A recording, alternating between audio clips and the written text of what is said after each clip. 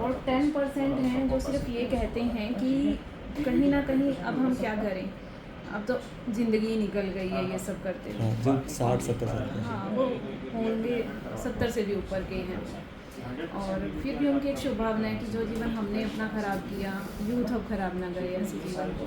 तो उनके लिए आप बहुत अच्छा कर रहे हैं और ये ज़रूर होगा अगर आप प्रयास करें। और 20% इस कैटेगरी के हैं कि उनको अब ये है कि इस लत में फंस गए, पता नहीं निकलेंगे या नहीं। लेकिन 70% है जो दिल से छोड़ना चाहते तो हैं। चाहते हैं, लेकिन बस ये है कि हम उनकी मदद करें उससे बाहर निकलने में। कभी उन्होंने शौक के तौर पे लिया था या संग दोस्त में आकर लिया था, या कुछ ऐसे आइडल उन्होंने चुन लिए अपनी लाइफ के अंदर जिनको देखकर वो देखते हैं जब वो टेंशन में था तो उसने किया या ऐसा किया, तो इस तरह से उनको लत पड़ गई। शुरू में कईयों ने शौकिया तौर पे शुरू किया होता है जी। लेकिन अब धीरे धीरे क्या बन गई हो, वो उस दलदल में फंस गए और अब वो निकलना चाहते भी उनसे नहीं निकला जाता। एक भाई मुझे मिला, उसने बोला 3 बार तो मैं नशा मुक्ति केंद्र में रह चुका और मैं चाहता हूँ, कई बार मैं रात को रोता हूँ, दिन में रोता हूँ, मैंने अपने जीवन की क्या हालत बना दी, लेकिन फिर भी मैं उसे छोड़ नहीं पा रहा। और वो कहते हैं हमें कि दीदी छुड़ाओ हमें इस चीज़ से। अच्छा, इस समस्या से बचने के लिए फिर आपका स्टेप क्या होता है? हमारा स्टेप सबसे पहले उनको ये भरोसा दिलाना है कि आप इससे बाहर आ सकते हो, क्योंकि उनको ज़्यादातर समाज क्या कहता है, यही बात कहता है कि आपने तो पूरा जीवन ख़राब कर ही लिया है, हमारा भी ख़राब करोगे, ना कहीं उनको वो नेगेटिविटी भी मिलती है।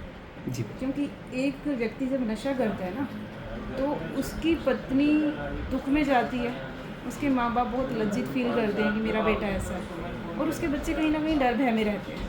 तो ये सारा जो उनका वाइब्रेशन है या उनका दुख कहो, वो शब्दों से या अपने किसी उल्हाने से उनके ऊपर डालते हैं। तो पहले ही वो कमज़ोर हैं अपने मानसिक रूप से, तभी वो नशे की ओर गए।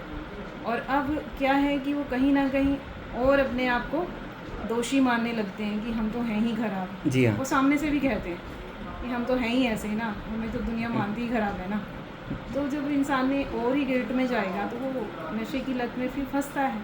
तब उसको बहुत सहारा चाहिए उससे बाहर निकलने।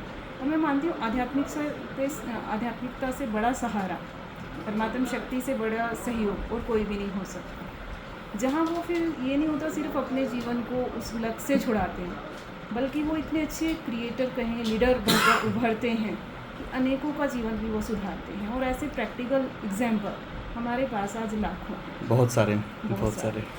अपना परिचय देंगे एक बार? हम ब्रह्मा कुमारी संस्था जो है हमारी, प्रजापिता ब्रह्मा कुमारी ईश्वरीय विश्वविद्यालय, और मेरा नाम जो है ब्रह्मा कुमारी अलका। Thank you.